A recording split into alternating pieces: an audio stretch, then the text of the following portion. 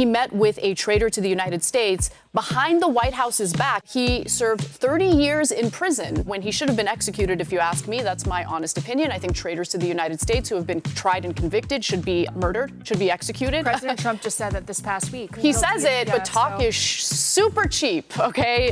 Talk is talk. I want to see him actually walk the walk. X has released a brand new feature, and this feature allows people to see specifically where accounts are based. There's been a few accounts actually that I've been so surprised by. I think it's like Defiant L or yes. What? Yes, because I love that content, and I think it's out of Russia. I think that's where I saw it. Let me check. Let me check. I've been bamboozled. They slipped into my DMs really just love the other day. These accounts that purport to be based in certain locations that they're not actually based in. Right? Like literally every political issue you can imagine. The Ivanka Trump account was from like Nigeria. Yeah. Oh yes, exactly. I think that's why we need to talk about regulations moving forward. Nowadays, you see so many people online that are OnlyFans girls that are just quite literally AI bots, right? And you're seeing people pay a ton of money. It's some Pakistani dude that's just cashing in on Americans and their lust, essentially, right?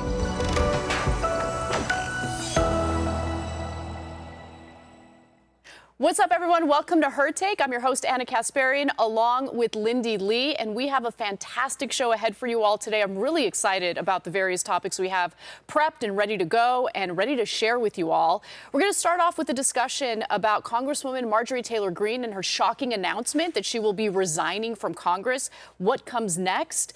We're also going to discuss how it is that our ambassador to Israel, Mike Huckabee, met with a convicted traitor to the United States without the White House knowing beforehand. Why wasn't this traitor executed, and why isn't Huckabee being punished for the fact that he essentially met with a traitor to the U.S. on U.S. soil at the U.S. Embassy in Israel? We're also going to talk about a new feature on X that allows individuals to see where various accounts are located. There were some interesting revelations from that, as you can imagine.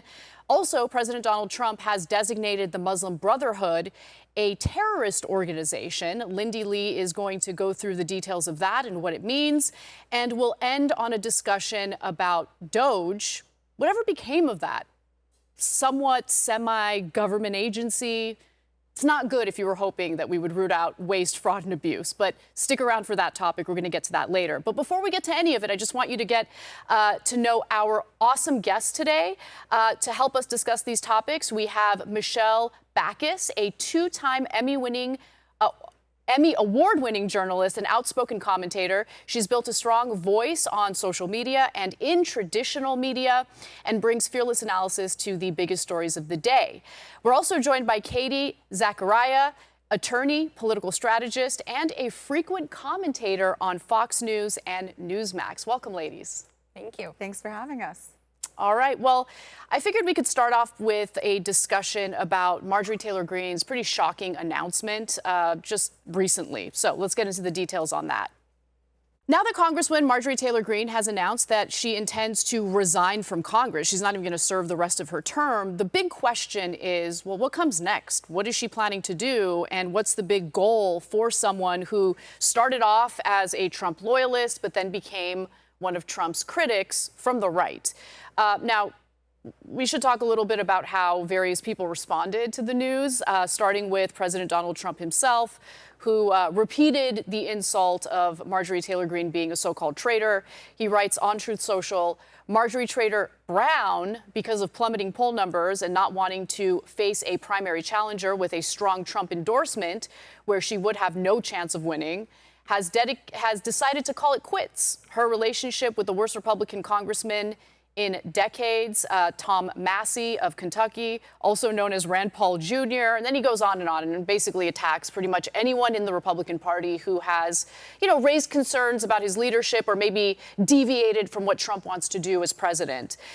He then proceeded to call Marjorie Taylor Greene a lowlife in another lengthy post. And the decision was also slammed by some Democrats as well, including Congresswoman Alexandria Ocasio-Cortez, who thinks that Marjorie Taylor Greene has done this specifically to make more money, that she timed this in a way to basically reap the benefits of being a member of Congress without serving the rest of her term. She says, quote, she's, meaning Marjorie Taylor Greene, carefully carefully timing her departure just 1 to 2 days after her pension kicks in. Greene is saying a lot, but her actions have not backed up the rhetoric. For all her talk, she's still voting with them, meaning the Republicans, to gut health care. Now, it is true that Marjorie Taylor Greene voted in favor of the Big Beautiful Bill, which cuts about $1 trillion in funding from Medicaid. However, in recent months, she's been very vocal in attacking the Republican Party and not extending the Affordable Care Act subsidies so people's health care premiums don't double. I'm really curious what you ladies think about all this because, before we get to the discussion about what comes next for her, what do you think about her motivations here? First of all, I just want to say that I've been so impressed with Marjorie Taylor Greene. This is a woman that I unfortunately vilified over the years, and I will say that I'm sorry, I was wrong to do that. She's just demonstrated tremendous backbone, not only on the Epstein files, but also on healthcare. She's been very vocal on that. She's been very vocal about not fighting other foreign nations' wars, for example, bombing Iran. She's been, frankly, I don't think she has deviated from the America First agenda. I think the rest of the party has, or perhaps the titular head. So I really hope she changes her mind and stays in Congress because she is a needed voice in the Republican Party right now. That's my point of view. And that's what's so upsetting about it is the fact that she is going to end her term early, right? And of course, we're seeing the criticism that, well, that's when the pension kicks in and that's why she's doing it. I pray she changes her mind because she is a very America First candidate. If you look at her voting record as well, she's voting with Republicans. And I'll say this as well, the infighting right now happening within the Republican Party is going to destroy us. Let's be clear, we have midterms coming up. We have bigger fish to fry than fighting each other. And that's exactly what's happening. I'm going to be honest, emotionally, when I saw President Trump and her fighting online, kind of made me sick. We shouldn't be doing that. Yeah. None of us. We need to be uniting. This is someone who spent her fortune trying to get this guy elected, and he turned on her. I'm sorry, loyalty has to go both ways. It can't just go one way. Go ahead. Well, I was just going to add one quick thing to that. I don't even think that it's necessarily that he turned on her. It's that he didn't live up to his promise in prioritizing this country and the American people and immediately pivoted to foreign policy that doesn't really benefit Americans. I disagree. I think when the world is at peace, you have a much more prosperous United States, and he is both leveraging multi-trillion-dollar deals for the United States, tariffs, and solving world conflicts, all in the midst of actually wanting to release the Epstein files and being blocked by 3 Democrat judges across the nation. And here we have the House passing this, and now the Senate passed it really quickly. And Marjorie Taylor Greene saying this is where she's deviated. I don't agree with that. President Trump and Marjorie Taylor Greene should have kept this behind closed doors. I agree with this. This should not have been a public. I love Ronald Reagan's 11th commandment, thou shalt not speak ill of another Republican, especially someone who's been so loyal. However, you cannot, in my mind, be America first unless you are backing President Trump, especially ahead of 26. And she splintered off. And I just have to agree in part with President Trump that we cannot have people that are splintering off on policies right now. We have to go full force. Wait, I have to correct the record here, though. President Trump agreed to sign the bill releasing the Epstein files because he was he was dragged to that position. He did not want to release the Epstein files. He called it a Democratic hoax every step of the way. He did not want to do it, and it's because of pressure from people like Thomas Massie and Marjorie Taylor Greene that he did. I don't think President Trump would kowtow to Massie and he Marjorie did, though, Taylor because he saw the writing on the wall. Hold on. Let me add a little more, detail to what you're saying, Lindy, because I actually agree with you. Trump actually met with several Republican members of Congress who intended to vote in favor of that resolution that would force the release of the Epstein. Room. And this meeting happened in the Situation Room. Lauren Boebert was one of the Republicans who was present for that meeting. And essentially, by the way, to Boebert's credit, she's like, no, I'm not going to bow my head. I'm going to vote in favor of this because I think the American people deserve transparency. After that, Trump came out and said, OK, fine, release the Epstein files. So we'll wait and see how that manifests. But I also want to just quickly challenge you a little bit, Katie, on the notion that Trump is America first and that in order to be considered America first, you have to, by default, support the president. I would say that would be true if Trump was, in fact, forging real peace deals and then pivoting his attention to all the various things that ail the American people, whether it's the inflation, the current economic situation, the fallout from his tariffs, which has increased prices for products that Americans desperately need. Like, that's what Americans voted for him on. They thought that he would take care of those issues. And honestly, he has fallen short. And that's according to polling of Republican voters who very much supported him in the lead up to the 2024 election. The other thing is, you can't, on one hand, claim that you're the peace president while simultaneously funding and sending resources to Israel to fight a multi-pronged war, not just against the Palestinians in Gaza and the West Bank, but also in Lebanon, where there's supposed to be a ceasefire. There's no ceasefire in Lebanon. They just bombed Beirut. In Syria, a story that we're going to talk about, in another episode of the show later. They're now doing more military action in Syria as well in an effort to annex land in southern Syria. So if you want peace in the Middle East, if you want these wars to end, you have to stop providing the weaponry that's being utilized to essentially expand war in the Middle East, which is what's been happening under his watch, to be quite frank. First of all, with Assad, he allowed the Arab League and the Middle East to take care of Syria. He did not intervene. He's not a regime change president in that situation. In regard to Israel, he's Assad? Assad was ousted. He didn't go in and intervene. He allowed the region to handle the international conflict within that region. That's a funny way of putting it. Intervene. Look, under the Obama administration, we funneled weapons to terrorist groups within Syria in an effort to oust Bashar al-Assad. Everything that the United States did, it was a proxy war. And, our partner in the Middle East, Israel, wanted the ouster of Bashar al-Assad. So that's the reason why we currently have a former al-Qaeda terrorist serving as the leader of Syria, right? That's how Bashar al-Assad was eventually ousted. Now, that operation, that covert CIA operation, happened under Obama's watch, so I'm not going to blame Trump for that. But the idea that, this all happened organically in Syria is just a lie. Yeah, I have two things. We got to address the records here. In terms of the Epstein files, this was like, if you can't beat him, join him strategy. He saw the writing on the wall and he said, okay, I'm going to sign the bill. It was going to happen anyway, because the Democrats just won a seat in Arizona, and they had the numbers. The math is mathing in that case. And there was tremendous amount of pressure to get the files out. That's number one. And also, let me tell you what America First actually is, okay? America First means not sending billions of dollars that were meant for the American people, sending it overseas so that other countries can bomb women and children. That's America First. It means putting the American people first, not agitating for regime change wars in Venezuela.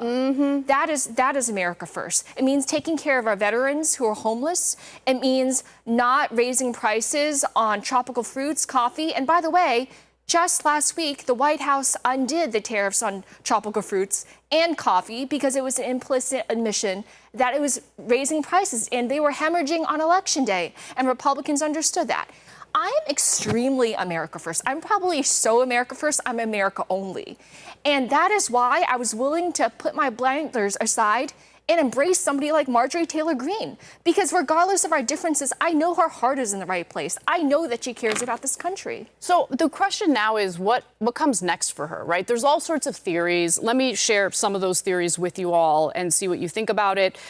So look, there are some who think that she's basically angling for a gubernatorial run. She's a congresswoman out of Georgia. Maybe she would run for governor of Georgia, although there hasn't really been much evidence of that.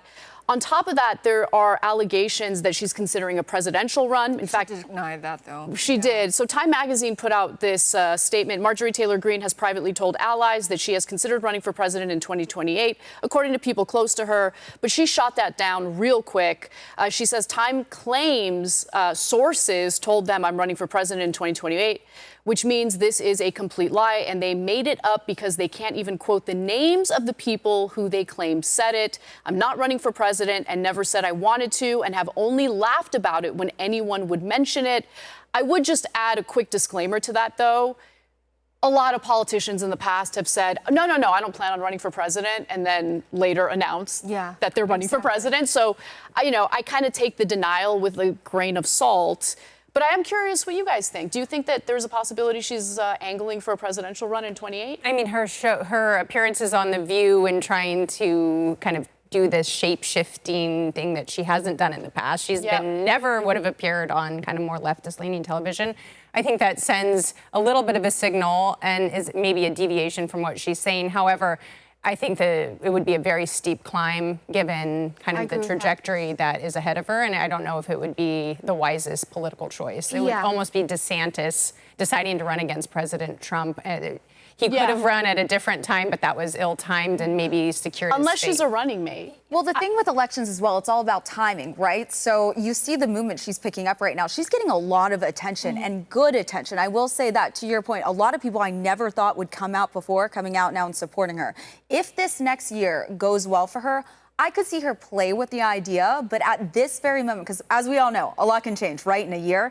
At this very moment, no way she's running for president. Yeah, I'm just concerned because the most endangered species in all of Washington is a lame duck. And I was so stricken on her behalf because the moment that she said she was not running for re-election, it immediately undermines her political clout. And I'm just praying that something happens between now and when she declares, when she has to declare, and she changes her mind. She still has time. What she doesn't want to happen, though, is a very toxic primary that's going to cost her a lot. She's in a relatively new relationship. I know that's important to her as well and to her family. So I really hope she remains in Congress. I think she is an absolute warrior, and we need her. But to your point, what's interesting, if you look at the polling, and I know exactly where she's represented, she's loved in her district. She is actually loved in her district. So for there to be a primary, I will say President Trump's endorsement means massive amounts, especially obviously in the Republican primary. Nonetheless, though, Marjorie Taylor Greene has built a name for herself there. She has, so I find that really interesting. But in the grand scheme of things, you know, she's also a mom. We see how vicious these attacks are online. You know, she doesn't want to put her family through that. And I can attest to that as well. Yeah, I think she's seeing what's happening with Thomas Massie, and you have the Adelsons, Miriam Adelson, pouring millions of dollars into the single House race to remove Thomas Massie and their friends. And she's seeing all these attacks on Massie, and she doesn't want it to happen to her. And I get that. And she also said the other day she's afraid of being assassinated, like Charlie was. But to be fair, as we know, there are many people that are on assassination lists right now. I mean, I think the political violence is just out of control. And we've seen that firsthand. Our friend, Charlie Kirk. Yeah. I do. I agree with that. And I always thought of her, even when I vehemently disagreed with everything that came out of her mouth. I mean, I was willing to admit that she seemed like a bit of a fighter who was unafraid. So I don't know if I'm really buying the argument that she's doing this because she's worried about her safety. Maybe she just thinks that, you know, being a member of Congress is a fruitless effort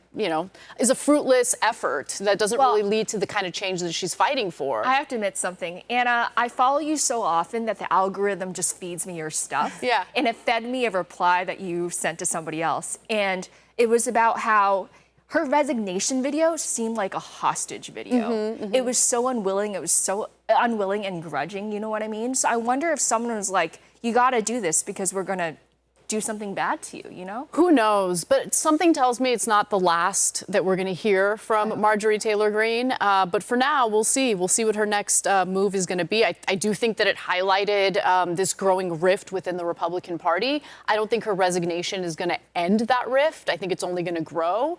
And, you know, I'm really curious to see, you know, whether she ends up working with Tucker Carlson on some sort of effort to kind of bring the Republican Party back to an America First type agenda as opposed to, you know, engaging in all sorts of foreign meddling. We'll see. But for now, why don't we move on to another story that honestly was shocking to me because of how little backlash there was to it. And when you think about the threats to this country, when you think about the safety of the American people, you would assume that there would be fury in response to this, but that wasn't the case. So let's get to the details. The New York Times, in an explosive report, revealed that our ambassador to Israel, Mike Huckabee, actually met with a traitor to the United States, a convicted traitor to the United States, at the U.S. Embassy in Israel, which means this is U.S. soil, right? The embassy is considered U.S. soil. So the individual that he met with is a guy by the name of Jonathan Pollard. And make no mistake about it, he absolutely is a traitor to the United States, was tried and pled guilty to selling U.S. intelligence and U.S. secrets and classified information to Israel. This was back in the 1980s. He was arrested in 1985 and eventually convicted in 1987. Now, the fact that Huckabee met with him is a problem, period. But what makes it even worse is the fact that the White House wasn't even notified about this meeting. It took place in July. We didn't find out about it until just recently due to this New York Times reporting. Huckabee doesn't deny it. And if you want to get to know a little more about Pollard, why don't we go to this next video? This is John Kiriakou, who was a former CIA agent, and he explains how much of an issue this really is. Jonathan Pollard, as you noted, was arrested in 1985 and charged with spying for Israel. He did not do it for ideology, which is what he wants us to all believe. He did it for money. They paid him cash, just like the Soviets used to do with their spies or the Chinese. He did it for cash. And he gave the Israeli government tens of thousands of pages of documents classified at the top secret level, not just run-of-the-mill secret CIA documents or confidential State Department documents, top secret military intelligence and NSA documents the Israelis gave to the Soviet Union in exchange for the Soviets then releasing Russian Jews to emigrate to Israel. So it's not just that he spied for Israel and Israel learned our secrets. Israel took those secrets and traded the secrets to the Soviet Union, our greatest enemy on the planet at the time. So not only was he selling classified information to Israel, he was doing it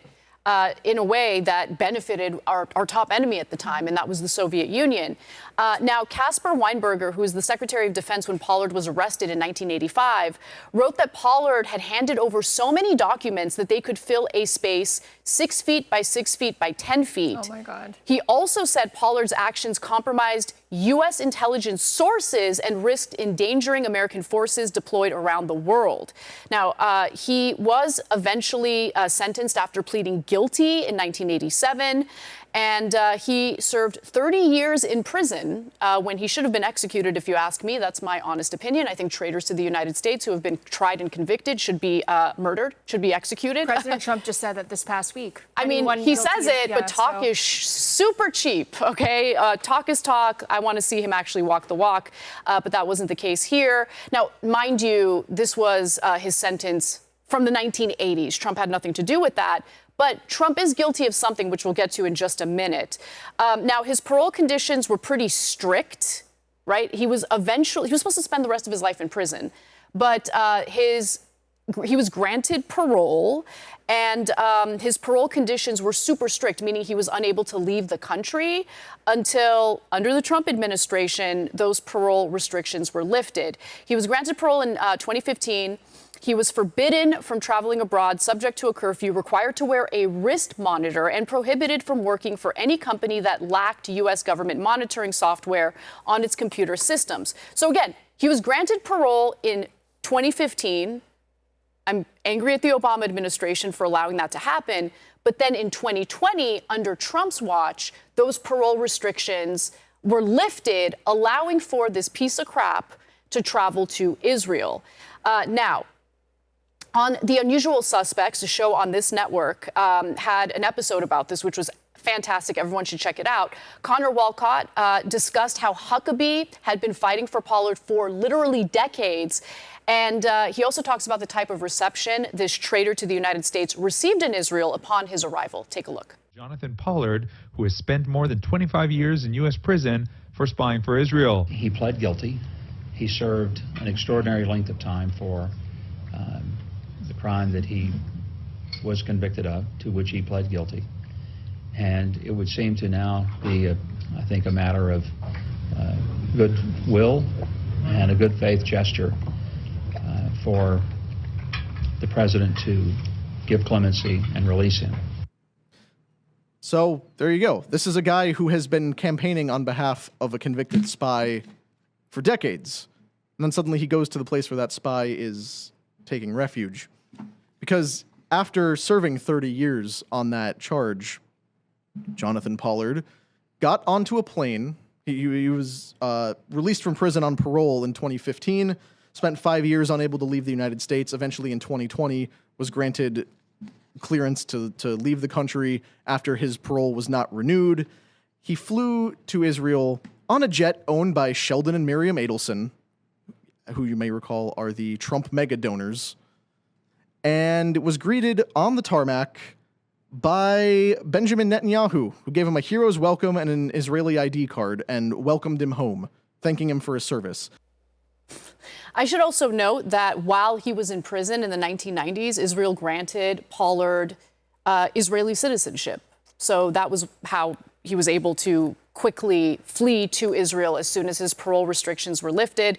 And since then, let me give you a little taste of the type of commentary he's been doing while in Israel.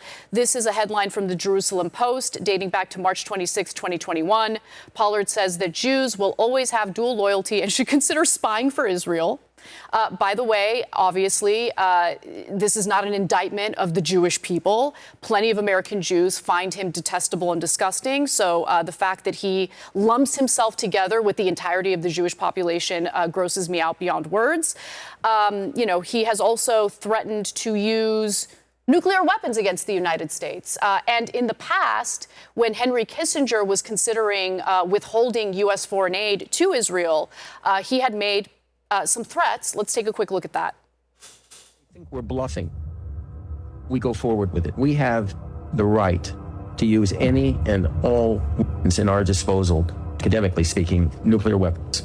And I'm tired of using euphemisms. I'm tired of saying, well, we have something, in the basement, but we won't be the first to introduce nuclear weapons in the Middle East. It's enough already. I said, no, let me bring you back to October 1973, during the Yom Kippur War, when Henry Kissinger instituted an arms embargo against us. And what happened?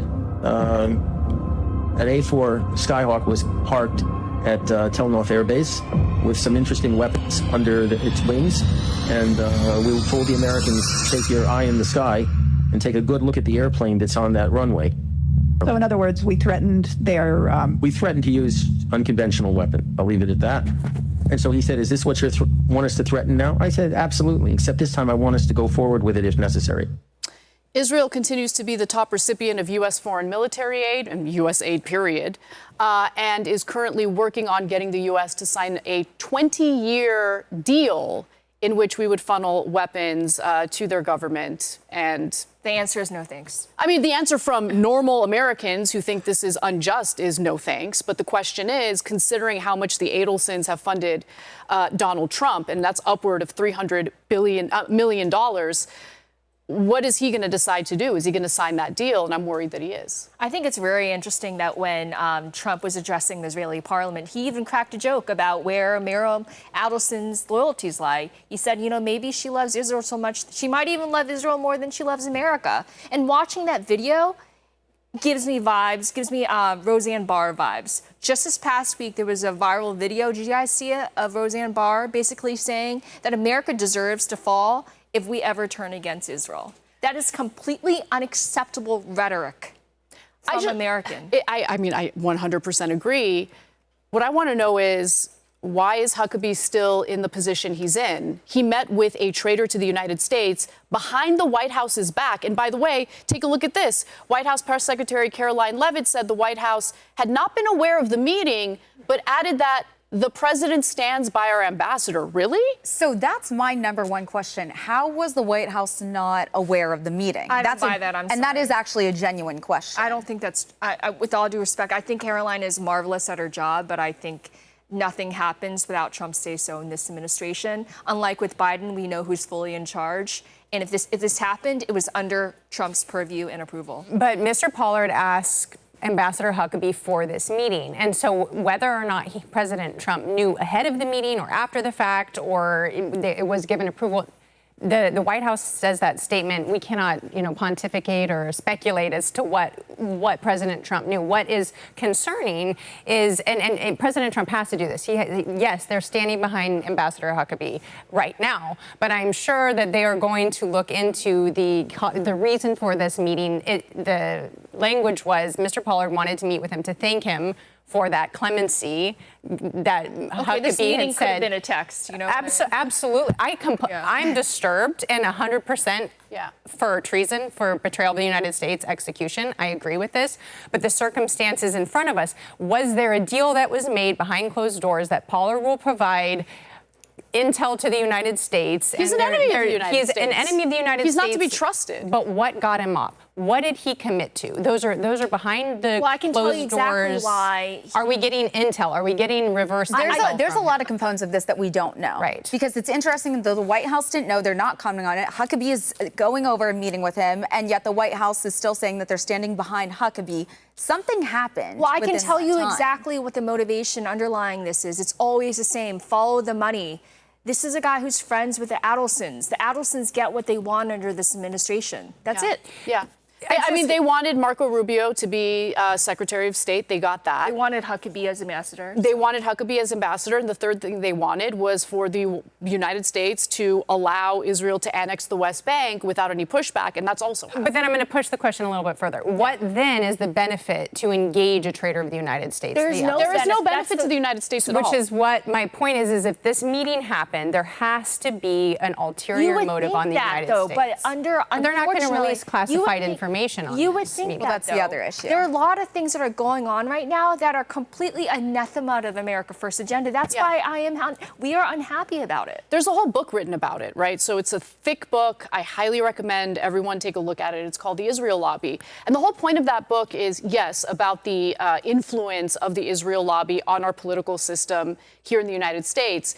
But the underlying theme is that a lot of the foreign policy that the United States engages in the Middle East is actually not beneficial to our country.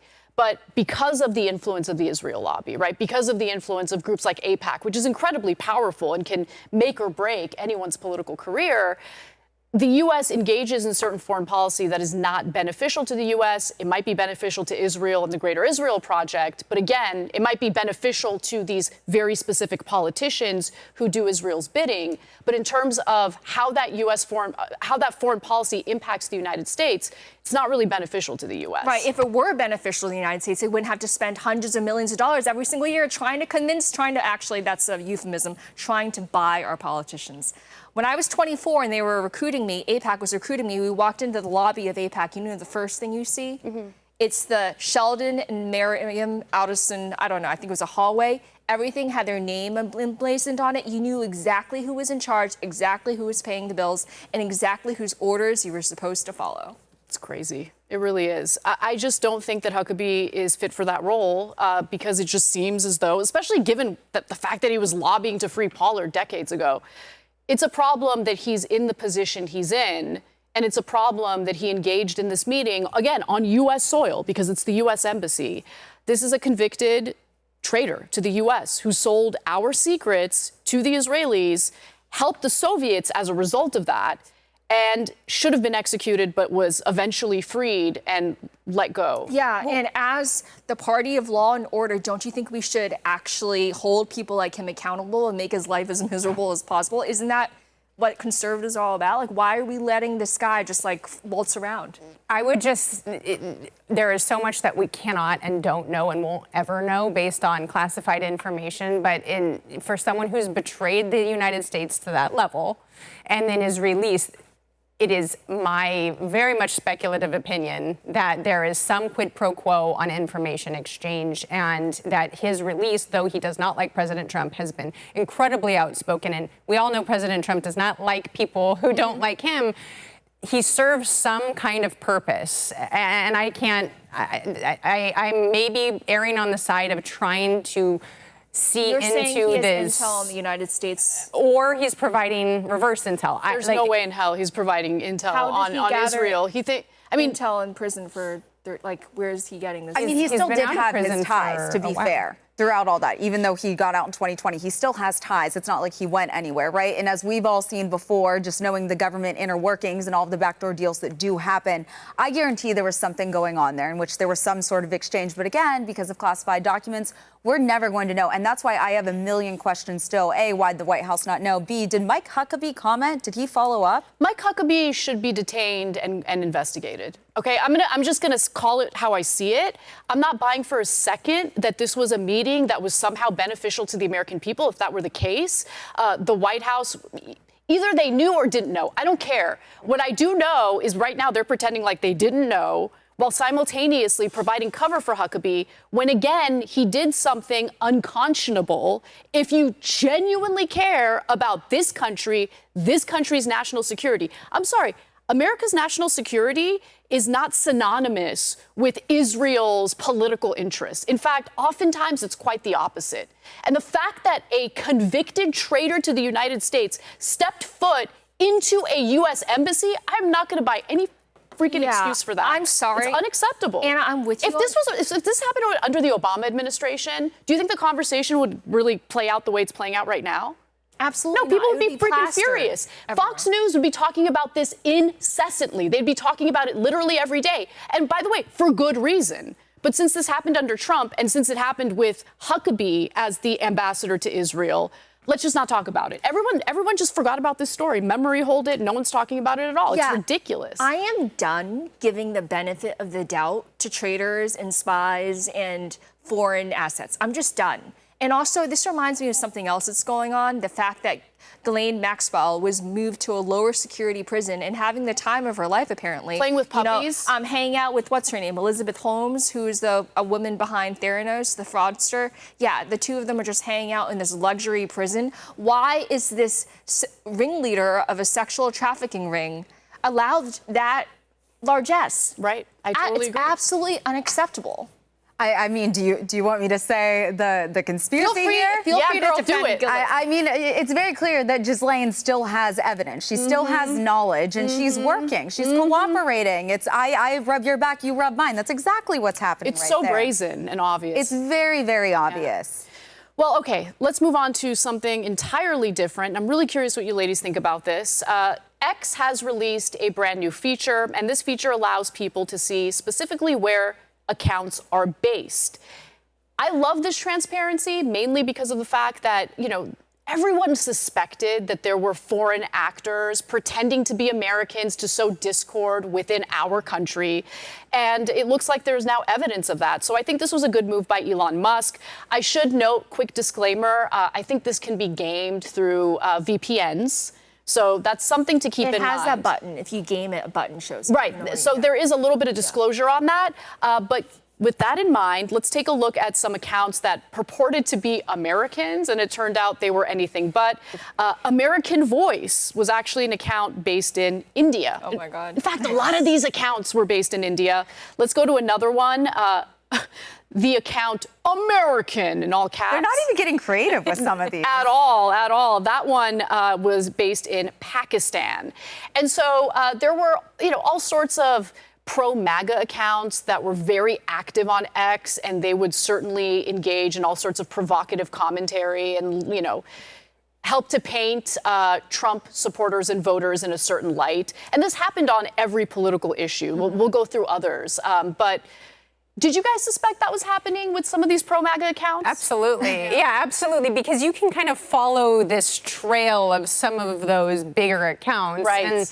And question, is this really America First MAGA, or is this some kind of plan sowing discord, right? This transparency has been really illuminating, and there's been a few accounts actually that I've been so surprised by. I think it's like Defiant L or Really? Yes, because I love that content, and I think it's out of Russia. I think that's where I saw it. Let me check. Let me check. I've been bamboozled. But they slipped into my DMs really just the other day. It's okay. It says United States. Maybe it was a fake screenshot, just like we saw with the Department of Homeland Security. Do you think that was the country or region is based in impact? I do. You do? Okay, let's get into that. Okay. I want to talk do we have that it says picture United up? States. It does now. Maybe it was a fake account that was, or a fake screenshot that was sent around, but there have been There have been numerous times where based on X, there have been numerous times where I've been a little bit shocked because I love Defiant Alt, like love. So let's talk about the DHS account, because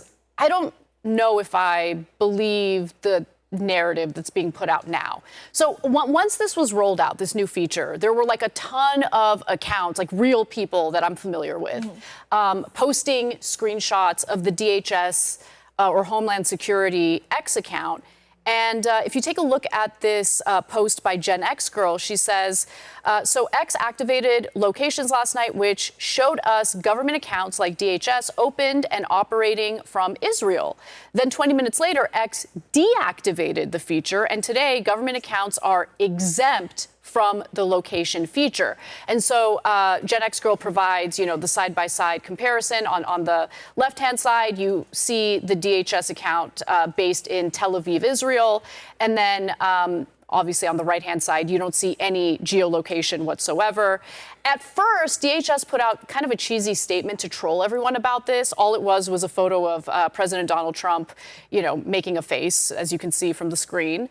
Now, clearly, there was no denial there, which would have been useful if the claims are untrue. But after the story started growing and it really blew up, DHS came out with an official denial, which was quote tweeted, where they quote tweeted Nikita Beer, who is the head of product over at X.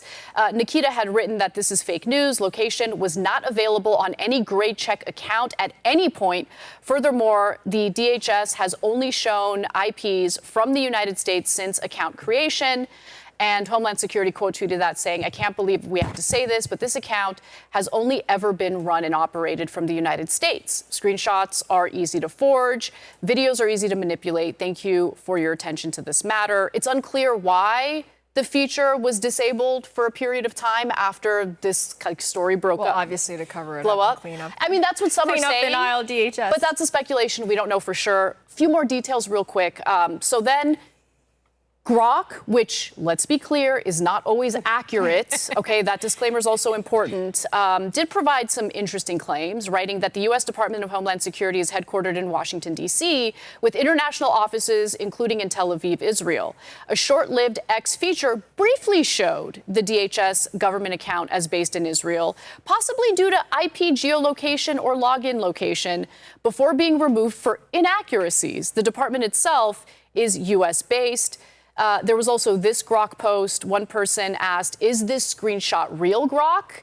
And Grok responded that the screenshot is real. It captured X's brief about this account feature rollout on November 22nd, 2025, showing DHS created in Tel Aviv, Israel via 2008 IP, and then it provides the IP address.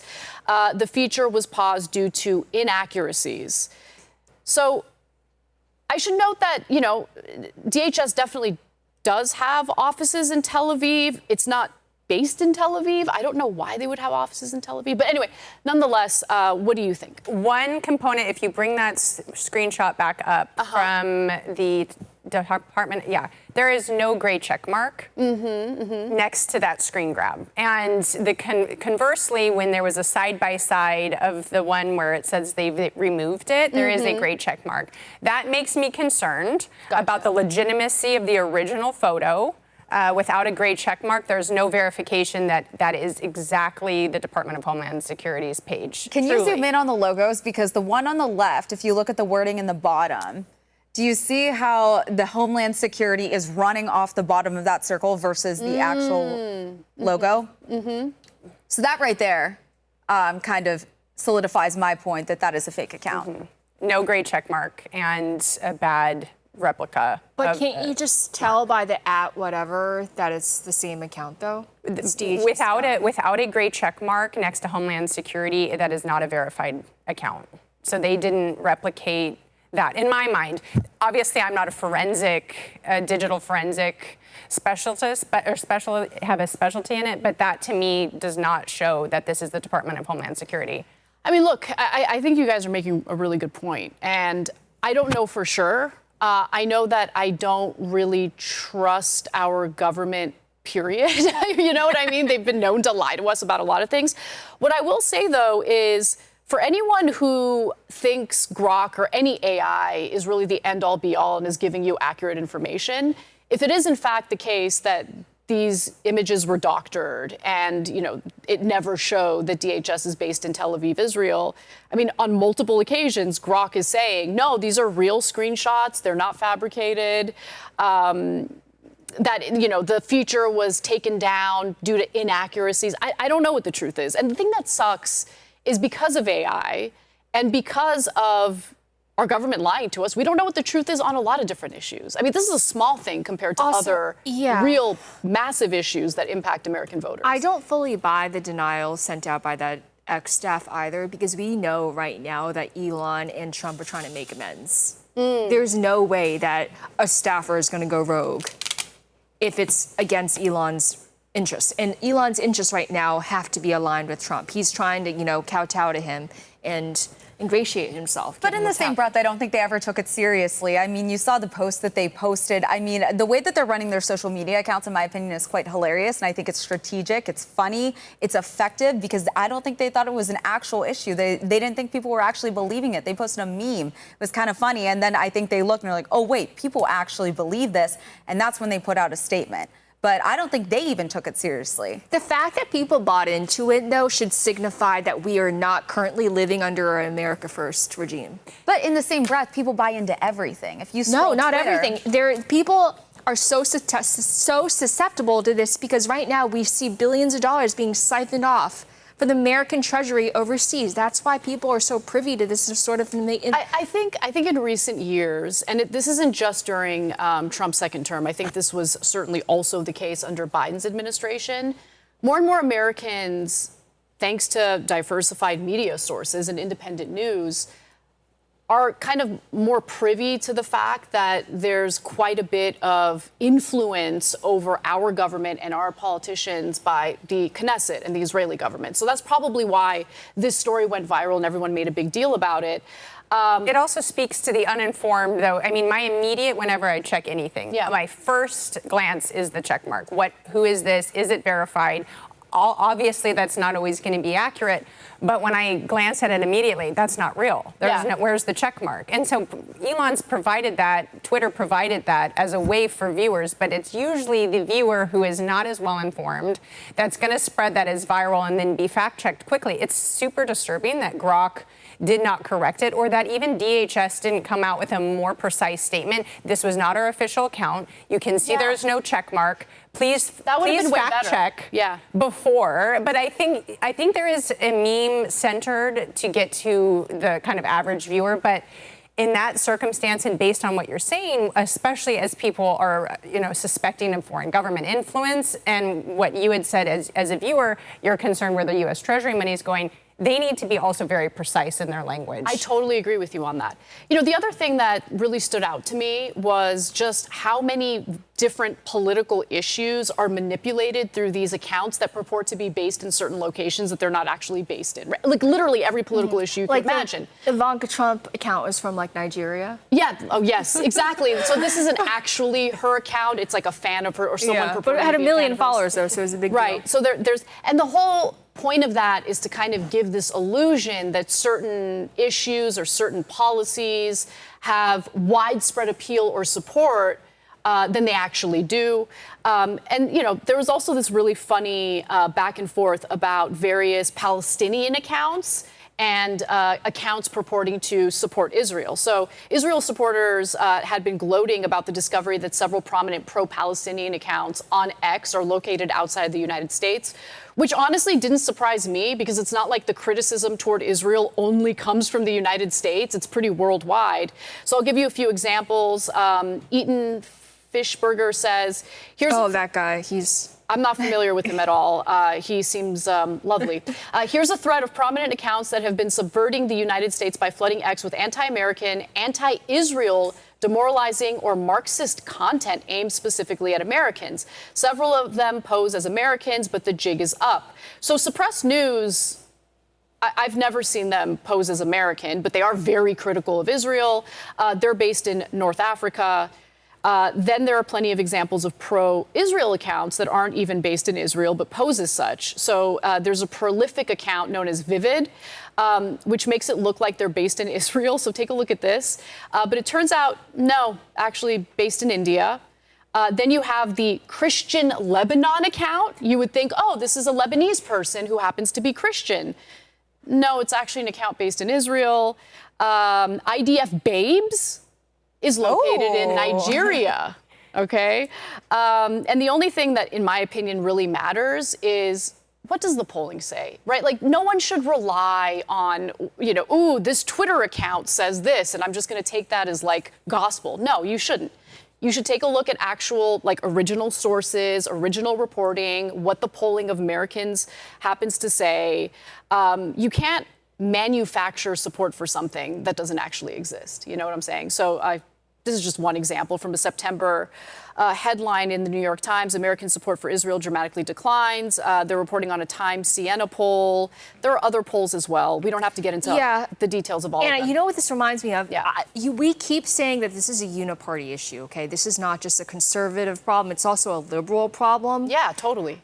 The Israeli parliament or somebody or the embassy paid Anita Dunn $383,000 around there through her firm, the SKDK Knickerbocker, to help with this very thing, which is social media seeding, to giving the appearance of support where there's actually none whatsoever. So they plant social media accounts and then have them comment on other people's posts to make an issue seem popular when it's actually not. Right. And Anita Dunn, let me remind folks, was one of the senior advisors of President Joe Biden. Right. She was one of the 3 co-presidents in my mind. It was her, Mike Donnellan, and Steve Ricchetti. They were running the country 4 years ago. Yeah, but this isn't going anywhere, right? I think that's why we need to talk about regulations moving forward to distinguish exactly where these accounts are from, if they're legitimate, because we're seeing this not even just in the political realm, right? We're seeing this all over. I mean, nowadays you see so many people online that are OnlyFans girls that are just quite literally AI bots, right? And you're seeing people pay a ton of money. It's some Pakistani dude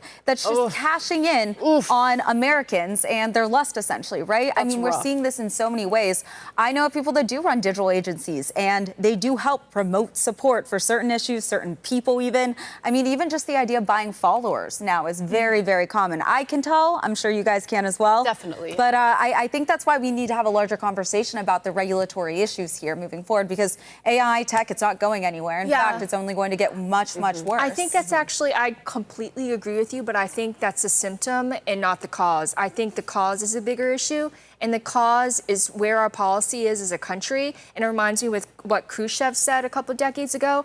We're going to take your country without firing a single shot. And that's what a lot of foreign nations are doing to us right now. They have hijacked our foreign policy or domestic policy. They have bought our politicians. They own us lock, stock, and barrel. Well, that's quite literally what China is doing. In fact, they have an ancient book, Chinese Warfare, in which it's talking about attacking from the underbelly, right? Not direct hits. It's from below. And that's something that, again, that's why I say we're going to have to talk about regulatory issues, because it's not going anywhere. And in this new era, we're looking at a new way of warfare. Yeah, you know, it's not the way our grandparents fought. Yeah, you're right about And that. speaking of China, and also China, Iran, Israel, all these countries, Russia, I want that badge not as a secondary page. I want that nation badge on the front page of that person's profile, so I can tell if they're a foreign agent in the United States. I do not want them meddling in our country. They shouldn't be here. They need to get out. And it needs to be very obvious. We shouldn't have to go to a secondary page to find out if they're actually one of us. The KGB defector Yuri Bezmenov talked about ideological subversion and the stages of which, this is like in the late 1970s, early 1980s, where a nation becomes destabilized through communism. Will not come with big, war machines. It will come through ideological subversion, which is exactly what you're talking about. However, I do think with information, the availability of information, this transparency of where accounts are located, they can have any view that they want, so long as we know they're not this American backing that certain subject, right? Like now we know North Africa or India, and it gives people a transparency. And I think Elon Musk and even, any of these other digital kind of foothold creators or owners, people who are using these platforms deserve that information. So we can at least inform ourselves, this is coming from Russia, this is coming from China. And it kind of dilutes that ideological subversion a little bit. So if people so choose, they have the information at their disposal. I've also become a lot more sensitive to narratives on social media that, in my opinion, very clearly want to pit ordinary Americans against one another by framing everything through this like hyper partisan lens, right? Now, partisanship exists in the United States. I'm not denying that. But the way certain things are framed on social media and the way that it's intentionally meant to kind of pit ordinary people against one another, even in instances where there's actually widespread agreement on both sides of the political aisle on certain issues. We need to be very aware of that, because when you talk about some of America's adversaries, they want nothing more than America to be at war with itself. Correct. Right? So we have to be cognizant of that moving forward. And, you know, if you're critical of the other side of the aisle, if you are a hyper-partisan, just be like, meet your fellow Americans from a place of grace as opposed to thinking they're the enemy. You can be as critical as you want when it comes to the power players. Power players are the ones who hold the power. They're the ones who make the decisions that impact all of our lives. But we don't really have a country unless we love and want to protect one another, regardless of what our political beliefs are. Yeah, one last thing. I'm a huge fan, obviously, of Abraham Lincoln. And one thing that he says will endure for all time, that is, a house divided against itself cannot stand. Yep. And right now we're, you know, falling victim to that, unfortunately, I feel like. So, Lindy, you have a story about a new terrorist designation by President Donald Trump. Actually. And I have to say, I'm completely behind him on this. I think he made the right move. This was absolutely the right move. All right, so President Trump has designated a transnational network called the Muslim Brotherhood a terrorist organization. Biden didn't do it. Obama didn't do it. Trump didn't do it his first term, but he did it right now. And I'm so glad that he overcame resistance from the various neocons, other critics to do the right thing. This is the same organization that has stolen hundreds of millions of dollars that were designated for Palestinians who are now bereft, completely at a loss for resources. Actually, one thing that I found when researching this was that Hamas actually got angry because they thought that the Muslim Brotherhood was getting in on the grift. Well, I mean, the Muslim Brotherhood, which was launched in the 1920s, ended up becoming an ally of Hamas, right? It was an ally of Hamas. So stealing the resources and humanitarian aid from the Palestinians in Gaza is pretty sick. That's definitely for sure.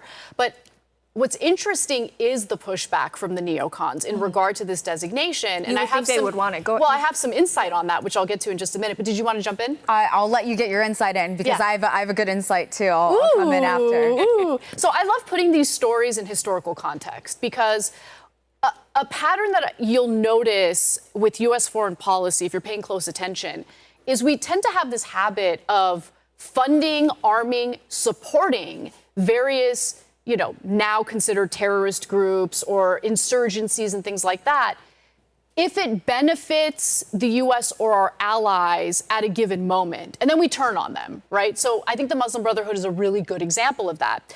So I don't know if most Americans know this, but in the early aughts, the neocons, including, you know, Dick Cheney, his daughter Liz Cheney, they were very much in cahoots with the Muslim Brotherhood in Syria in order to oust Bashar al-Assad. So I'm bringing up an article from November 26, 2006. This is the New York Times piece titled, U.S. Building Ties with Syrian Dissidents, Africa and Middle East, International Herald Tribune. Okay, so here are the important excerpts from this piece. So they wrote at the time that for more than a year, remember, this is from 2006. So for more than a year leading up to 2006, U.S. officials have snubbed high-level contact with the Syrian government under Bashar al-Assad, who's now been ousted, opting instead to explore ways to support the opposition. National Security Council staff members have met twice in the past 3 months at the White House with the National Salvation Front, a newly formed coalition of Syrian opposition figures in exile that includes the Muslim Brotherhood and a former vice president of Syria. Last fall, 4 U.S. officials, including a senior State Department advisor on Iran, David Dennehy, visited opposition figures in Damascus, including Haytham Maleh, who is a prominent human rights activist with close ties to the Muslim Brotherhood. So the fall of Assad ended up empowering the Muslim Brotherhood. And here's Colonel Douglas McGregor, national treasure, okay, explaining more. Take a look. Mr. Erdogan, he's the leader of the Muslim Brotherhood, and that's particularly threatened to the Egyptians and threatening to the Jordanians. So they have felt Assad's fall very acutely. Assad was, despite whatever he's accused of, and he's constantly demonized, because that's what we do when we decide we don't like someone. He actually maintained minority rights, protected Christians, Druze, Shiites, Armenians, others, and he's now gone. And horrific things are happening behind the scenes, although Putin has intervened with his Chechen allies to try and moderate that and persuade the Jelani and his friends to behave differently. But then, as you see, the Israelis were anxious to benefit from the spoils of Syria, and they've moved into Syria, despite Mr. Erdogan's insistence that they get out. So Israel very much wanted the fall of Bashar al-Assad. Assad was an ally of Iran's and wasn't willing to bow his head to the Israelis. So that's why what happened with the Syrian civil war, which began as an organic uprising, I want to be clear about that. It began as organic, but was then co-opted and it turned into a proxy war. And as a result, you know, Turkey has annexed portions of Syria following the fall of Bashar al-Assad, and Israel has annexed parts of Syria following the fall of Bashar al-Assad. And in the end, we got a former al-Qaeda terrorist, Ahmed al-Shara, as the new leader of Syria. This is the guy who was in the White House just recently. Remember, al-Qaeda is the terrorist group that our soldiers had been fighting in Iraq. They killed our soldiers, and the fact that we have an al-Qaeda terrorist visiting the White House. It seems like terrorist month of the White House. It's wild. We just had this so wild. We just had MBS. I mean, what's next? How about we just Osama stop bin Laden's family? How about we stop arming terrorist groups in the Middle East? How about that? How about we stop laundering their reputations and rehabilitating their careers for them? I agree with you on that. Yeah. So we'll go to this Dave DeCamp video in just a second. But before we do, I do want to say that there is a connection between the Muslim Brotherhood and al-Qaeda. One of the Muslim Brotherhood's chief, theoreticians, Saeed Qutb, created the theological justification for Osama bin Laden in al-Qaeda. So, like, the designation of terrorist group, I'm for the most part fine with that, even though the Muslim Brotherhood is spread all across the globe and has different factions that vary in, their extremism. Some are more moderate, some are more extreme. Trump's executive order wants to kind of analyze the various Muslim Brotherhood groups and determine which are engaging in terrorism and which aren't. I like the fact that he wants to be specific in that designation. But at the heart of this issue, if you ask me, is this ongoing problem in U.S. foreign policy where we think it's totally fine to arm certain groups, and then when they're no longer convenient, essentially fight them. It's like perpetual war as a result of what we're doing. I agree with that. I want to add another element, and that's Qatari funding. Just as I am opposed to countries like Israel and China and Russia pouring money into this country, trying to shape our public opinion, I oppose Qatar funding Muslim Brotherhood and other organizations. They actually fund our universities. Did you know that? And then our liberal universities are shaping the young minds of America, and a lot of it is anti-America. A lot of it is anti-founding fathers, for instance. Right now, Thomas Jefferson has basically been reduced to a slave owner, despite the fact that he was the author of the Declaration of Independence. So yeah, anyway, I want to get all the Qatari funding out of our public discourse, just as I want to get the Israelis all foreign funding, all of it. Period. It's very simple. Exactly. It's not that. Yeah, you look at the bigger umbrella of the university problem, and you look at China. This has been a widespread issue within our university system and educational system ongoing. So I think it's not just Qatar. It's actually really looking at where is all of the foreign funding coming from and why. And to your point, it's now diluting our entire education system, reducing our Declaration of Independence founder, reducing our Constitution.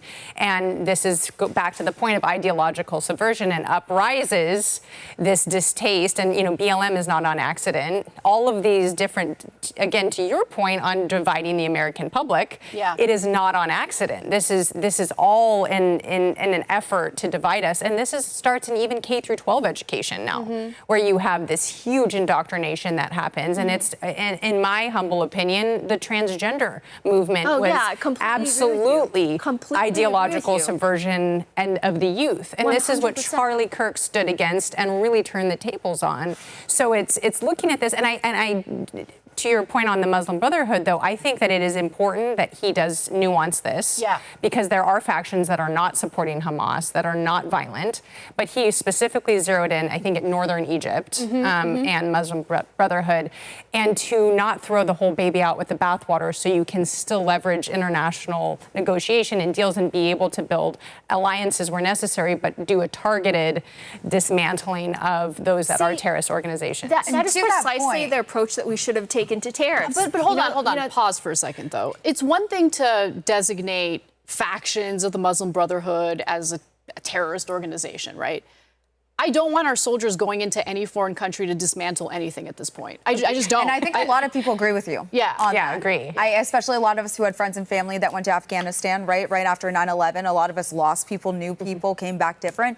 But to that point, you look at the Muslim Brotherhood, and a lot of critics ran and said that this was going to be racist, X, Y, and Z. The Muslim Brotherhood, in some cases, you can say that it's a religious group, but it's really a political movement. It's a societal movement. And that's the differentiation there. And you look at these countries in the Middle East. I mean, Egypt already designated them as a terrorist group. Yes, many countries so in the did Middle East did. You know who didn't, though, is the UK. And a lot of places over in Europe.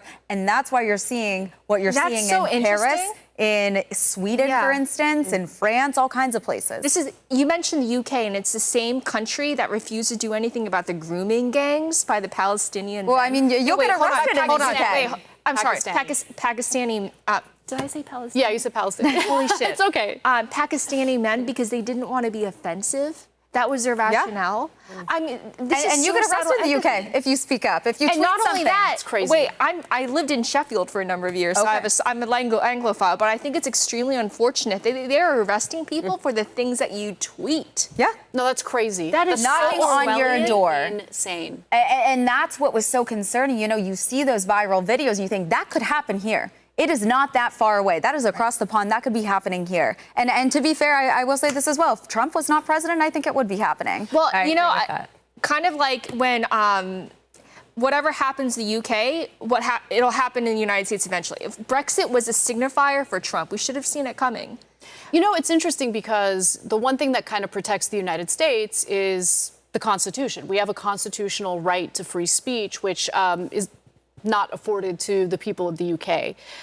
But, you know, what's really interesting is it's really up to the American people to protect that right. And it matters the most when you're willing to stick up for free speech rights for an individual who's saying things you disagree with, right? Because it shows that you actually do value the First Amendment. You're not just pretending like you care about the First Amendment to protect your speech or the speech of those you agree with. But when it comes to those you disagree with, you want to censor them, you want to silence them, you want to cancel them.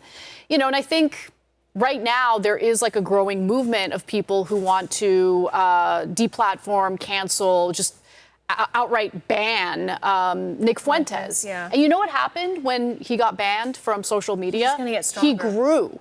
Because you're not actually responding to the substance of what he's saying. You know, Tucker Carlson said this, and I totally agree with it. You can't kill an idea. All you can do, if you don't like the idea, is use more speech, dismantle the idea, show and prove that it's wrong. And rather than doing that, you know, there's just been this effort to silence or ban him. It's not going to work. It's absolutely not going to work. And I want to point to something that I never in a million years would think that I would be quoting Nick Fuentes. Here I am. I just want to say I saw a video of him saying, "Stop trying to psychoanalyze my followers. It's not about that. They're not just upset about their economy. They're upset that their country is being taken hostage. And you're completely circumventing the issue. The people refuse to address it. They basically say, shut the hell up. We don't want to engage you on this issue." But you have to engage. Because if you don't engage, then you're going to lose an entire generation if you haven't already. In the wake of Charlie's assassination, there was this, in my mind, chasm of this huge void that was left for people to speak. And I'm not going to, I don't agree with Nick Fuentes on so many things. he is coming in and filling this vortex that kind of left as this ebbed out, this tidal wave of Charlie Kirk. And when people lose someone, especially to an assassination, they go towards extremism. And I think President Trump's response when he was asked whether or not Tucker Carlson should have interviewed Nick Fuentes was, this is a free country, he has the right to do this. I'm quoting him, I'm not quoting him directly, I'm paraphrasing, but that is the essence of this. Yes, he should be able to have these conversations. Don Jr. said it too. I'm not in the business of canceling because I've been canceled. Right. And I think as the more we engage Nick Fuentes and this type of stuff, actually the better off it is, because you bring ideas, bad ideas, to light. You bring and that's, you actually again, respond to the substance. Yes. Respond to the substance of what he's saying. And Yes. look, I'm not saying this because I agree with, I support and agree with Nick Fuentes. But for those who are like constantly hyperventilating about him, the effort to essentially ban him from polite society has backfired significantly. How do you not learn any lessons from that? You have to actually engage in the conversations, engage in the substance of what he's saying or the argument that he's making, and do more than just engage in like these ad hominem attacks against him. Yeah, and his critics like Mark Levin, whatever. Yeah. I don't even care about saying his name right, frankly. I'm just going to call him whatever I want to. And Randy Fine and Lindsey Graham, who's one of the biggest warmongers in the United States Senate, they're being exposed as people who are not America first, people who are not putting the American people first. So, it's just boomerang back in their faces. Well, President Trump gained momentum when he was canceled, and we saw That's this. true, When he was deplatformed, he became even more powerful because when you silence someone, you're not willing to engage in the idea. And if we continue on the Charlie Kirk, he went to campuses, he asked hard questions, he allowed debate. He said, when discourse stops, when dialogue stops, civil war begins. And so you cannot just decide to cancel somebody and not engage, because we have to acknowledge that then they gain even more power. And it's not a power that you want. And you don't want anyone to have too much. And to that point, I will say last year I was at a Turning Point event in Detroit, and I was familiar with Nick Fuentes, didn't know a lot about him. They staged something. They're called the Groypers, as I'm sure you all know for the audience. They staged, I don't want to say a coup, but they staged an event outside of the Turning Point facility in Detroit.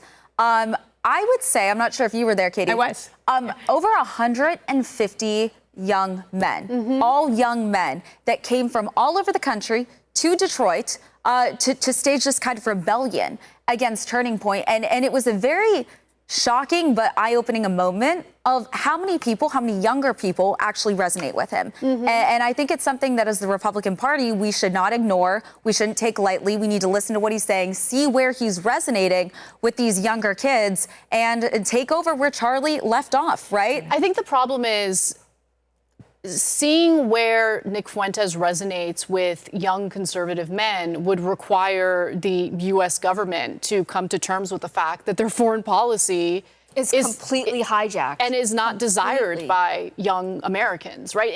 That was always the case with people on the left, old and young, right? But now you have this, insurgent group of young conservative men who are looking at U.S. foreign policy and they're like, I don't like this. And Nick Fuentes is the only one who's like vociferously speaking out against it. He's the only one. They're looking at, okay, let me describe what's going through the minds of young Americans right now. They're looking at our premiums about to go up 200% if Congress doesn't act by January 1st, basically. Prices right now, inflation is still humming along at a 3% rate, which is above the Federal Reserve target. The stock market is doing right, but the stock market isn't exactly the economy. I just got a stupid college degree and I can't pay my bills. The AI revolution is continuing apace, and I might not have a job in a couple months or a couple of years if I'm lucky. Those are the things that are going through their minds, and they're seeing billions of dollars getting siphoned and diverted overseas. And American men, especially, they're like, what the hell's happening? Why is our foreign policy being held hostage by a foreign state? Why can't I afford a home? Exactly. Why isn't our can't I get government's married? attention? Yeah, all these issues are kind of compounding into what we're experiencing now. And so that needs to be addressed. Trying to silence anyone bringing these issues up, not going to work. And I think the proof is in the pudding. I mean, we've seen this happen again and again over the last several years. Now, to that point, I did want to move on to our final topic, and I think this is an important topic, kind of goes along with the theme that we've been discussing here, Lindy, and that's, is the Trump administration living up to its promises? Is this really an America First administration? And the outcome of Doge, I think, kind of gives us a little insight into that. Well, a lot of people are saying these days that Doge got doged. Well, it's more nuanced than that, though, folks. And I have to say outright that I'm actually a fan of Elon. I agree with the spirit and the mission of Doge, which is to eliminate wasteful spending, eliminate unnecessary jobs, get rid of all the make work in the federal workforce. I agree with all of that. However, execution is like 99% of whether a plan is actually successful. And the execution may have left a lot to be wanting. And I'm trying to be as delicate as possible because I actually support getting rid. I support the idea of fiscal responsibility. That is a worthy goal that everyone can get behind. But when you are making up numbers and putting like a zero there and a billion there, trying to drum up numbers, that's not a good thing. So in the past week, there was a Reuters report that Doge actually doesn't exist anymore, basically as an entity. And all hell broke loose. But then Elon Musk pushed back and said, Doge actually does exist. It just doesn't exist as a separate agency. It's now embedded across the federal government. The ideas behind Doge, which is basically cutting out waste, getting rid of boondoggles, getting rid of DEI, wasteful spending, all that still exists, and it's ingrained and embedded in all the people who are left. But it is true that Doge as a separate entity does no longer exist. Are you buying the cover story here, though, from Elon Musk? Because, at the beginning of Trump's second term, our national debt was up to $37 trillion. Now it's even more. Now it's $39 trillion. That's a lot. And we were already spending $1 trillion a year in just simply servicing that debt. I'm very proud of the work that they actually did on USAID. I know it was a very, it was kind of a blanket approach, but I don't think we should, for example, be spending millions of dollars funding transgender operas overseas. There's just no excuse there for were that. so many examples of really terrible programs that we shouldn't have been funding. And Programs that were meant to destabilize various countries, to topple regimes we don't like. Like, that's not what I want to spend our resources on, to be honest. And frankly, that's not even America first. Right. We should be channeling our resources and energy back into the domestic landscape. I agree with all of that. But unfortunately, he didn't actually cut that much at the end of the day. He didn't, no. He didn't. And he didn't touch the Pentagon at all. Well, I think they wanted each department to do self-cuts, because what was happening, and we all watched it, is the controversy of Elon going in and telling everyone you need to cut, you need to cut, you need to cut, became this massive war and caused infighting and instability. And as Reagan said, no bureaucracy is going to be created. And he, again, paraphrasing, you're never going to give up power when you have it, unless it's taken from you. So to have Elon and actually an outside agency, Doge, go in and dismantle programs was much more effective than saying, cut your budget, fire these people, do it on your own. Yes, they cut staff. Yes, they cut budgets, but not drastically enough as we see our debt increasing. Well, where they focused, I think, is also telling, right? Because one of the things that got both the MAGA base and even some on the left super excited was there were all these promises about cutting waste in the Pentagon. Now, the Pentagon is a government agency that hasn't passed a single audit. Not one, not one. Nothing happened with the Pentagon, but instead, Doge, yes, they focused on USAID at first, and I think with mixed results, but then moved on to Social Security. Now, everyone can look at their pay stubs.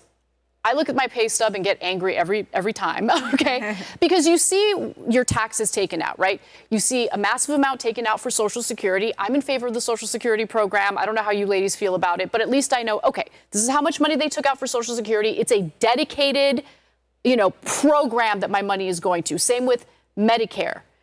But then the federal taxes that get taken out, right? That's a massive amount of money. That massive amount of money is wasted by our federal government, regardless of what administration is in charge. what do we get for that money, right? It's not Medicare, it's not Social Security. Those are specific designated, items that you get taxed on your pay stub. You'll see it. But then the federal resources. There's no carve out for the Pentagon. There should be, actually. That would really open eyeballs. We need, just as there is for Social Security, we need a line by line that says how much of our tax dollar is going to the Pentagon. And the military industrial complex is not a joke.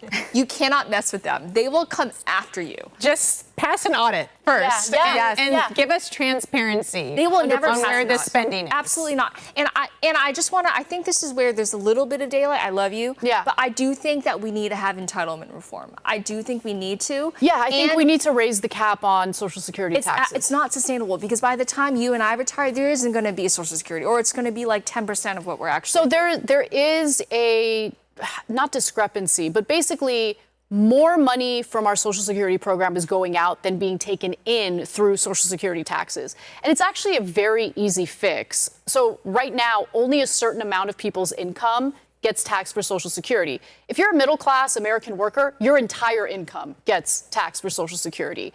But I think past $170,000, anything you make past that does not get taxed for Social Security. So the argument is all you need to do is raise the cap, and it impacts, wealthy earners the most. And, and it's honestly not fair that a higher percentage the higher percentage of working middle-class people's taxes are taxed for Social Security. Right. It's not just Social Security, though. I also want to talk about SNAP. The fact that we have 42 million people on SNAP, that is not something to celebrate. That is something to look at and be like, holy hell, we got to do something about this. Yeah. Because it shouldn't be a lifelong thing. It should be like, if you need help, we'll be there for a while. We'll be there for maybe a year. But you need to get back on your feet. If you're able-bodied, you need to find a job. However, if you're disabled or have some other disability, that's fine. Or a full-time worker, by the way, because upward of 60% of people who are receiving SNAP benefits work 40 hours a week. So we're subsidizing corporations that are underpaying American workers. That's true. I'm so happy you brought that up because that's a phenomenal point. That's what's happening. The corporations are able to get away with it, and the American people are suffering because they can then depend on government programs. To your point, though,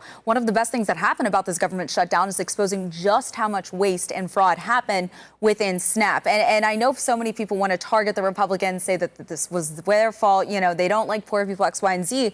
There's so much waste, fraud, and abuse within the SNAP program, within Medicaid, so many of these programs. But to your point, Katie, we also have to look at the Pentagon, right? Because when you look at this federal spending all together, where are we seeing the most waste, fraud, and abuse? And I do want to say this as well, because Elon did comment on it, but they are still doing some things with DOGE, one of which is a proper congressional authorization code, and the other is a comment field that actually says something about where the money's going. So they are still doing small things, but to your point, we do need DOGE. We absolutely need DOGE. Yeah, and you bring up a really interesting point. I don't know if you guys saw, but this past week, Somalis in Minnesota were exposed for running a gigantic Medicaid. And Tim Walz, but well, Tim Walz is a whole different story. He's just a buffoon in my eyes. He's completely incompetent. But anyway, this is fraud, Medicaid fraud that is happening in front of everyone's eyes. And I hate to bring it up, but I'm also just an equal opportunity critic. Florida's own senator. I'm sorry. I call him, what's his name? Who's the villain from Harry Potter? Voldemort. Yeah, I used to call him Florida Voldemort. I kid you not. This is so true, and I love that you're bringing this up. He perpetrated the single biggest Medicaid fraud in American history. He sure did. And walked away with, I think, $300 million. Connor, you can fact check me in real time. This was stunningly bad. He got away with it. And he got away with it. The United States senator. Holy shit. He stole from American taxpayers. He is a United States senator. He got away with it. So this is what I mean. I encourage you to look up his house, by the way. I'm sure it's like a palace. Well, and now he's out in California doing a review of what happened with the Palisades fire, right? He's Let's send Ritz Scott investigating Let's our have the criminals investigate the crime. Yeah, it's great. Yes. Yeah, the military-industrial complex, and I think we can tie a lot of the issues that we just discussed today together. They are agitating for a regime change war in Venezuela right now because it's like a machine. They gobble up one country, they gobble up one conflict, they have to move on to another because that's how they get paid. That's how Lockheed Martin, that's how these defense contractors make so much money off of the backs of the hardworking American people. And it's completely unforgivable. Yeah, I totally agree with you. And you know, for anyone who is, you know, a deep believer in various policies that would be carried out by the government, you really can't push for those policies to be implemented until you trust that the government isn't going to waste our resources, that they're going to implement these policies in a way that's actually beneficial to the American people as opposed to wasteful for American workers who dutifully pay their taxes and oftentimes get some of those resources stolen from them. Yeah, and just to bring up our girl again, MTG, I saw a tweet of hers earlier today. She said, enough. She said, no regime change war in Venezuela, give us health care. That is what I want for the American people. I don't want everyone to wake up having to pay like $5,000 a month for their health care and they don't get anything out of it anyway because the deductible is so high. Yep. You know, that is truly America first. Yeah. There should be not a single veteran on the streets of America going hungry while we're having regime change wars in South America. That is completely unacceptable. Yeah, and by the way, Trump has kind of upped the ante and has closed Venezuela's airspace. Yeah. So things aren't looking good. I was really hoping that maybe it would fizzle out, but it does seem as though the U.S. is getting closer and closer to an actual war. Well, we got out of Afghanistan, and so the military-industrial complex needs a new target, right? We need a new war. The machine just keeps grinding on. The Venezuela is disappointing because it's a huge deviation from President Trump's track record of not going into countries and starting new wars. Or regime change. He has allowed regions, that's what I think at the very beginning we were talking about that, regions to determine or their own country to determine, but for the United States to come in is definitely a stark deviation from his policies for the last I loved what President Trump campaigned on in 2024. No regime change wars, no forever wars, not getting involved. Yeah. Frankly, trying to disentangle us from Ukraine, too. Ukraine's in trouble. The second guy in command just had to resign because of a huge corruption scandal. $100 million got stolen. Yep. Okay. Yeah, that was Zelensky's right-hand man. Exactly. And you're either stupid or incompetent. Like, pick one. The drug cartels are concerning. Yeah. And President Trump, with Secretary Besson and fentanyl and the precursors in China, they were able to get China to at least acknowledge that they were manufacturing these precursors and really walk that back. We've seen success with that through the southern border.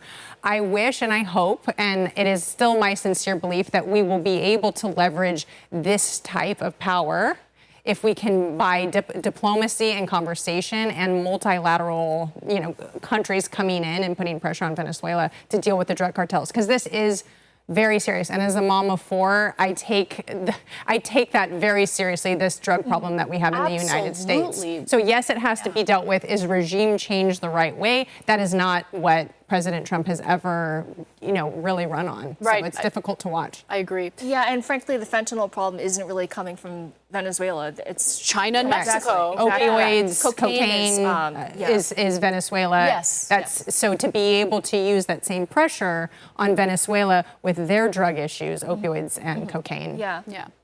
Well, that does it for today's show. I thought we had a fantastic conversation about all these topics, and I really, really appreciate you ladies for joining us today. Michelle Backus, tell everyone where they can find your work. Yeah, of course. You can find me on Instagram, Twitter, Facebook, Substack, Michelle Backus _. And also Katie Zacharia, where can people find your work? Katie Zacharia on X and Instagram. I have not returned to Facebook since 2020, but maybe I should. Lindy? I'm Lindy. You can find me on Connect and everywhere else. Thanks so much, guys. And I'm Anna Kasparian. You guys can always send me a question over at Connect. You can follow me at youtube.com/theyoungturks. Follow me on Substack at Unaligned, and just search my name. You'll find me. Love you guys. I hope you enjoyed the show today, and we'll see you soon with another awesome rockin' episode of Her Take.